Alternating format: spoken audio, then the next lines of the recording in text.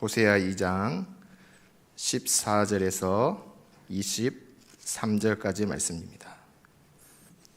봉독하겠습니다.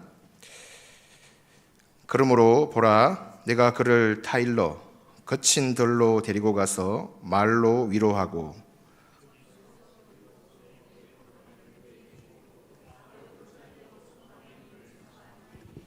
그가 거기서 응대하기를 어렸을 때와 애굽 땅에서 올라오던 날과 같이 하리라.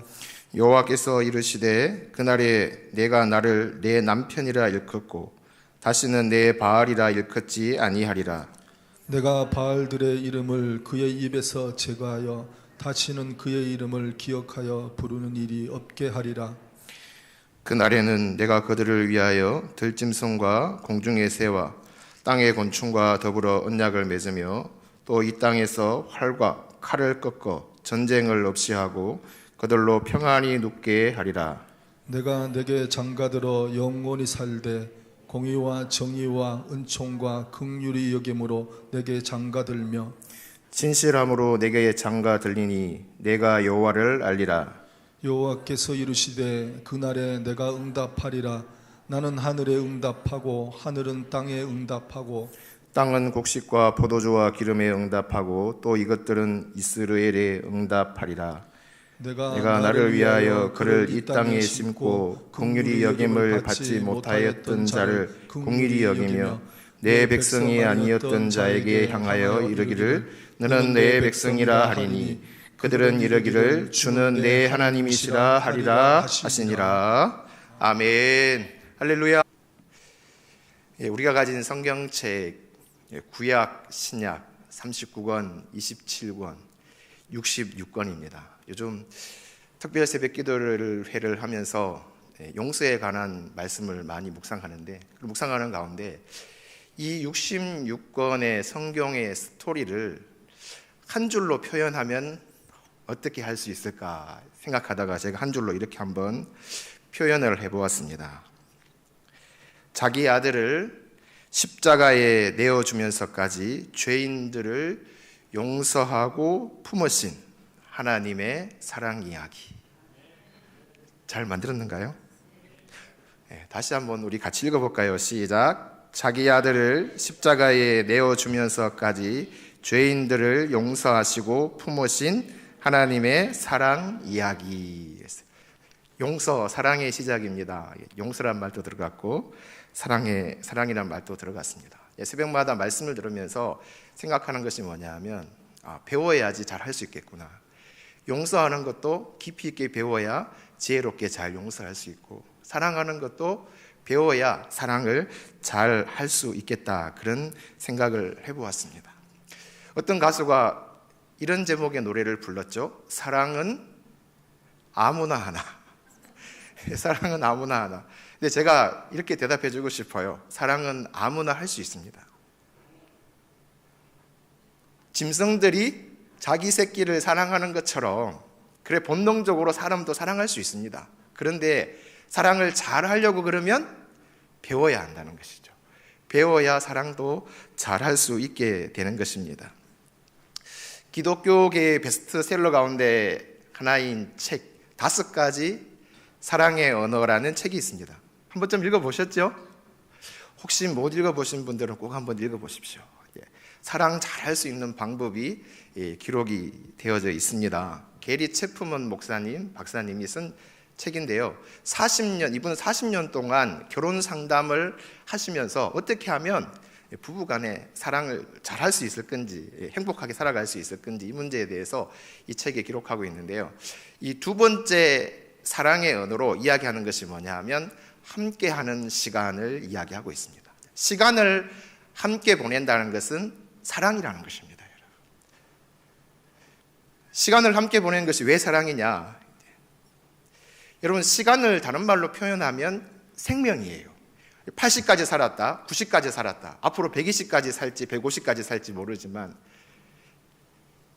생명의 시간이 120이고 150이라는 거예요. 그러니까 시간은 생명이라는 거예요. 생명. 그래서 생명 같은 시간을 내어주면서 함께 한다는 것, 사랑인 거예요. 시간이 사실은 금보다 더 귀하잖아요.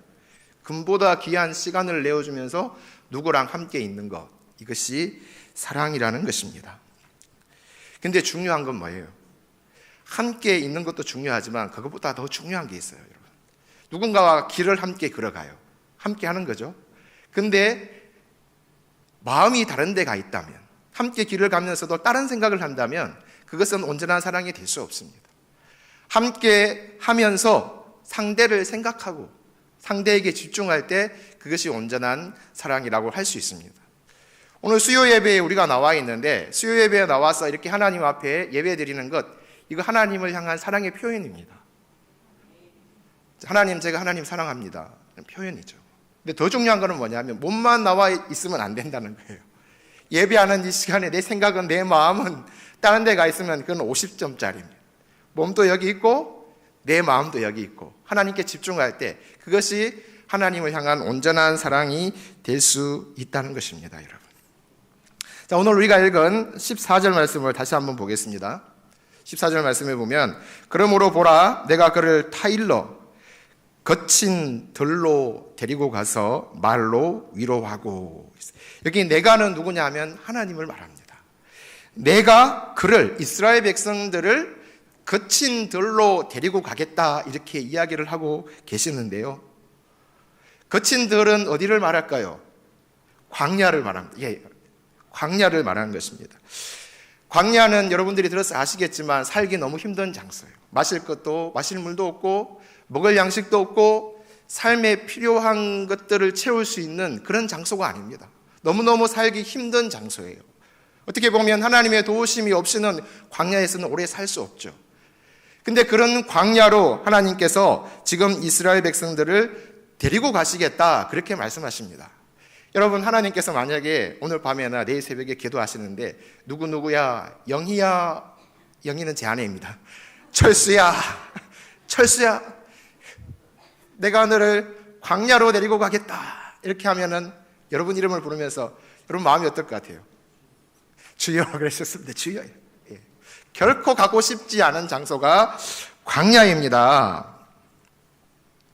그런데요, 하나님께서 광야로 데리고 가겠다, 그렇게 하실 때 너무 겁내거나 두려워하실 필요가 없다는 것. 왜냐하면 그 광야에 하나님이 함께 하시기 때문에 오히려 그 광야가 나를 회복시키는 소망의 장소가 될 수가 있는 것입니다, 여러분. 모세는 이스라엘 백성들과 함께한 광야 생활을 돌아보면서 그 광야 생활을 이렇게 말씀으로 정리했습니다. 신명기 8장 16절에 내 조상들도 알지 못하던 만나를 광야에서 내게 먹이셨나니 이는 다 너를 낮추시며 너를 시험하사 마침내 내게 복을 주려 하심이었느니라. 너를 시험하시고 너를 낮추셔서 마침내 너에게 복을 주시기 위하여 하나님이 그 광야길로 인도하셨다. 그렇게 모세가 이스라엘 백성들에게 지금 이야기를 해주고 있는 것입니다. 40년의 연단의 시간이 너무나 힘들고 어려운 시간이었지만 돌아보니 하나님의 사랑이었다, 하나님의 사랑의 표현이었다는 것입니다, 여러분. 2장 15절 말씀해 보면 거기서 비로소 하나님께서 말씀하시죠. 거기서 비로소 그의 포도원을 그에게 주고 아굴 골짜기로 소망의 문을 삼아주리니 그가 거기서 응대하기를 어렸을 때와 애굽 땅에서 올라오던 날과 같이 하리라. 거기서라고 표현하고 있습니다. 이는 광야라는 장소적인 의미도 있지만 그보다 더 깊은 의미가 있습니다. 그 광야에서 하나님과 이스라엘 백성들의 관계가 회복되었을 때, 하나님께서 이스라엘 백성들을 광야로 데리고 가시겠다고 이렇게 말씀하신 이유는 뭐냐 하면 그들이 가나안 땅에 들어가서 하나님과 함께하고 하나님을 사랑하고 섬겨야 되는데 하나님을 멀리하고 그 땅의 우상을 섬기면서 하나님께 불순종했다는 것입니다. 그래서 하나님께서 이스라엘 백성들을 내가 광야로 데리고 가겠다, 그렇게 말씀하신 것입니다. 그리고 거기서 그 광야에서 또 하나의 의미는 뭐냐 하면 거기서가 하나님과 관계가 회복되었을 때, 하나님과의 관계가 회복되었을 때에 포도원을 그에게 주겠다 말씀하고 계시는 것입니다. 포도원은 축복이에요. 먹을 양식을 말하는 거잖아요. 광야에서 이제는 하나님보다 더 좋아하던 모든 것을 내려놓고 오직 하나님만을 찾고 하나님과 관계가 회복되었을 때에 거기에서 비로소 하나님께서 복을 주시겠다고, 포도원을 주겠다고 그렇게 말씀하고 계시는 것입니다, 여러분. 하나님과의 관계 회복이 먼저이고 그 다음에 물질적인 복, 너에게 필요한 것을 주시겠다 말씀하시는 것입니다, 여러분. 12월 25일 성탄절 예배를 기억하시는가요? 저는 그날 올로 목사님의 말씀을 들으면서 큰 은혜를 받았어요. 말씀 이후에 찬송을 하려는데 눈물이 나와서 찬송을 부르지를 못했는데, 그 올로 목사님께서 설교하시면서 강조하셨던 것이 있죠. 하나님을 최우선으로 해라. 하나님을 최우선으로 하면 하나님께서 우리 삶을 책임져 주신다. 우리에게 복을 다해 주신다고 말씀해 주셨습니다. 마태복음 6장 33절에 너희는 먼저 그의 나라와 그의 의를 구하라. 그리하면 이 모든 것을 너희에게 더하시리라 했습니다.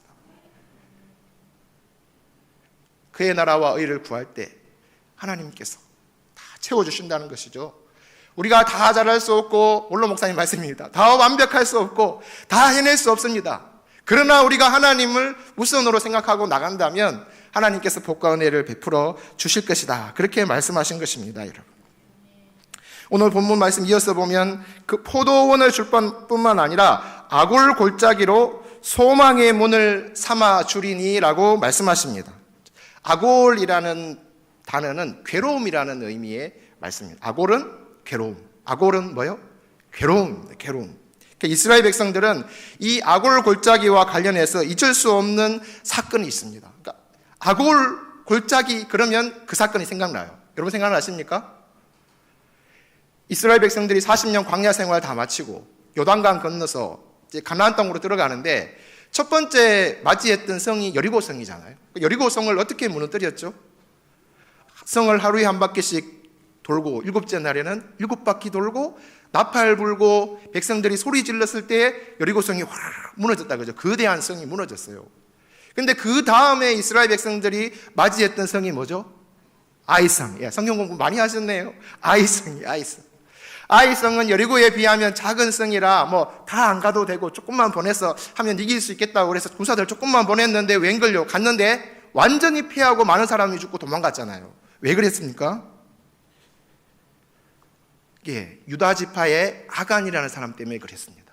하나님께서 여리고성 그 전투에서 너희가 전쟁에서 이기면 모든 물건을 하나님께 바쳐라. 너희가 하나라도 취하면 안 된다. 그랬는데 아간이 어떻게 했습니까? 금은 모아 좋은 옷 감췄다는 거예요. 나중에 그걸 알게 되죠. 아간이 그렇게 하나님의 말씀에 불순종해서 우리가 아이성에서 패하고 많은 사람들이 죽었다는 것을 알게 되고 다음이 어떻게 했습니까? 그 아간과 모든 가족들을 이 아골 골짜기죠. 모아놓고 이스라엘 백성들이 돌로 쳐 죽이는 그런 일, 그 사건이 있었던 것입니다. 그래서 이 아골 골짜기 하면 괴로움의 골짜기, 고통의 골짜기, 소망이 하나도 없는, 희망이 하나도 없는 그 장소가 바로 아골 골짜기라는 것입니다. 그 아골 골짜기를 하나님께서 어떻게 해주시겠다고요? 소망의 문으로 만들어주겠다. 꿈꿀 수 있는 장소, 희망을 가질 수 있는 장소, 그런 소망의 문으로 하나님께서 만들어주겠다. 그렇게 말씀하고 계시는 것입니다, 여러분. 하나님은 이런 분이십니다. 아무리 우리의 인생의 삶이 아골 골짜기라 할지라도 하나님이 터치하시면 소망의 문으로 변화될 줄 믿습니다. 여러분, 찬양 광야를 지나며라는 찬양 혹시 아세요? 유명한 찬양인데 혹시 모르시는 분은 댁에 돌아가셔서 광야를 지나며라는 찬양을 한번 들어보시기를 바랍니다. 작곡가가 누구냐면 장진숙 자매인데요. 예.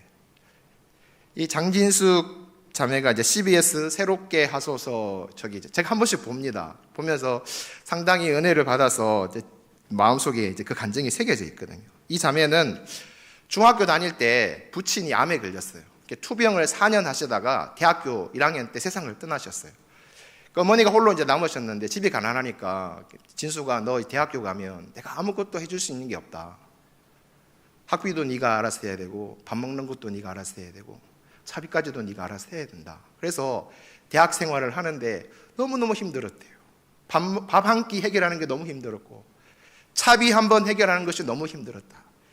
예, 그런 대학교 생활을 하고, 그리고 나이가 20대 후반쯤 돼서 한 형제와 교제를 하게 되는데, 의사였던 한 형제였습니다. 4년간 교제를 해서 이제 결혼할 줄 알았대요.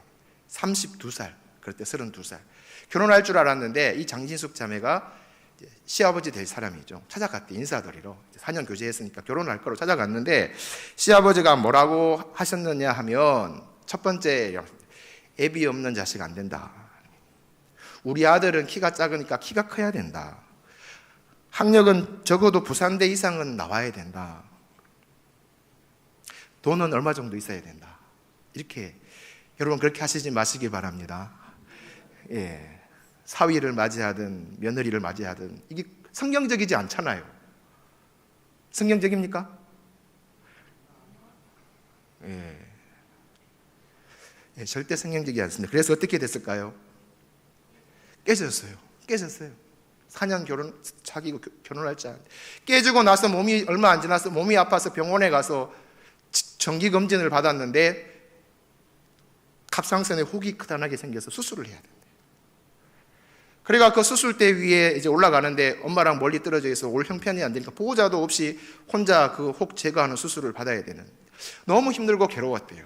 근데 그 수술대에서 하나님 앞에 기도를 하는데 어떻게 기도했는지 영상으로 직접 한번 봅시다. 한 2분짜리 영상을 제가 잘랐는데요. 한번 보겠습니다. 수술대 위에서 그 전신 마취가 깨면서 앞이 보일랑 말랑 하는데 하나님, 나는 사는 게 왜 이렇게 힘드냐고. 힘들어요. 아니, 제가 뭐 이렇게 나쁜 마음 먹고 산 거 아니고 참 잘하려고 살고 하나님 앞에서도 그랬는데 왜 이렇게 외롭냐고. 제 인생은 왜 이렇게 외로울까요? 아파도 이렇게 와서 저를 이렇게 해줄 가족이 없고.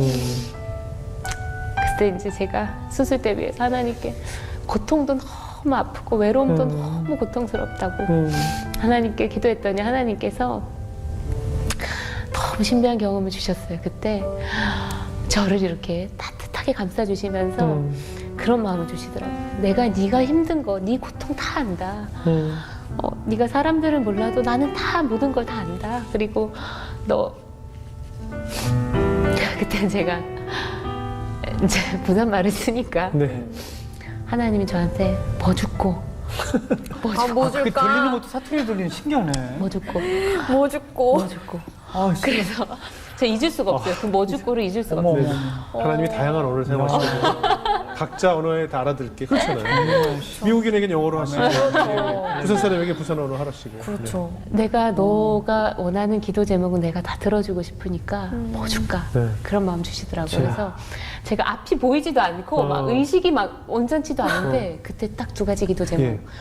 하나님, 나 시부모님 나 사랑해 주시고 정말 좋으신 시부모님 있는 남편, 좋은 남편 만나게 해주세요. 그게 한 가지였고 네. 또 한 가지는 제가 평생 이렇게 하나님 찬양하는 일을 하고 싶은데 이거 내 힘으로 못하고 하나님 주신 영감으로 해야 되는 건데 평생 영감이 끊이지 않도록 그 두 가지가 다 기도가 되더라고요. 근데 이제 예, 여기까지. 그 고통스러운 광야 같은 시간 속에서 그 병상에서 하나님 앞에 두 가지 기도를 했는데, 시부모님의 사랑받고 좋은 남편 만나게 해주세요. 평생 찬양하고 살고 싶습니다. 영감이 끊이지 않게 해주세요. 했는데 하나님이 이 두 가지를 다 응답하셨어요. 나중에 결혼해서 시아버지가 이 며느리에게 어떤 말씀을 해주셨냐 하면, 너는 내가 바라던 꿈 같은 며느리다. 이렇게 시아버지가 얘기해 줬고, 시어머니는 너는 우리 집의 복덩이다. 이렇게 이야기를 해줬답니다. 이 시아버지가 누군지 혹시 아세요? 대장금의 PD, 이병훈 PD입니다. 사진 보시죠. 예, 이분이에요. 이분. 대장금뿐만 아니라 한류의 처음이었죠. 유명한 드라마에 많이 만드신 이 PD. 그래서 그렇게 결혼해서 행복하게 살고 있는 모습, 다음 사진 있죠? 예, 저 가족입니다. 이렇게 해서 인생의 광야였는데 정말 힘들었는데 병상에서 하나님께서 하나님께 기도했더니 따뜻한 사랑으로 하나님께서 품어주시고 이 광야 같은 시간 속에서 하나님께 올려드렸던 그 기도 제목을 그대로 이루어 주셔서 좋은 시부모님 만났죠, 남편 만났죠, 또 영감을 주셔서 계속 작곡하고 찬양하면서 지금 살아가고 있는 것입니다, 여러분. 저 인생의 광야가 소망의 문이 될 수 있습니다. 근데 그냥 되어지는 것이 아니라 그 광야에서 내가 하나님보다 사랑했던 그 모든 것들을 내려놓고 오직 하나님만을 찾고 의지할 때 하나님께서 그 광야를, 악을 골짜기를 소망의 문으로 만들어 주시는 줄로 믿습니다. 그때 가서 16절에 이렇게 기록하고 있습니다. 여호와께서 이르시되 그날에 네가 나를 내 남편이라 일컫고 다시는 내 바알이라 일컫지 아니하리라. 여기는 바알이라는 것은 우리말로 풀이하면 주인이라는 거예요. 주인님 하나님을 향해서 주인님 하는 게 아니라 남편이라고, 스방님이라고 부르게 될 것이라고 그렇게 하나님께서 말씀하고 계시는 것입니다, 여러분. 하나님은 오늘 저와 여러분들의 남편이 되시는 줄로 믿으시기를 바랍니다. 하나님 이렇게 내 남편이 된다고 말씀하셨습니다. 별로 기분 안 좋은가요? 하나님이 남편이 된다 그러면 어떤 사람은 기분 안 좋아해요. 왜냐하면 자기 지금 살고 있는 남편이 별로 안 좋을 경우에.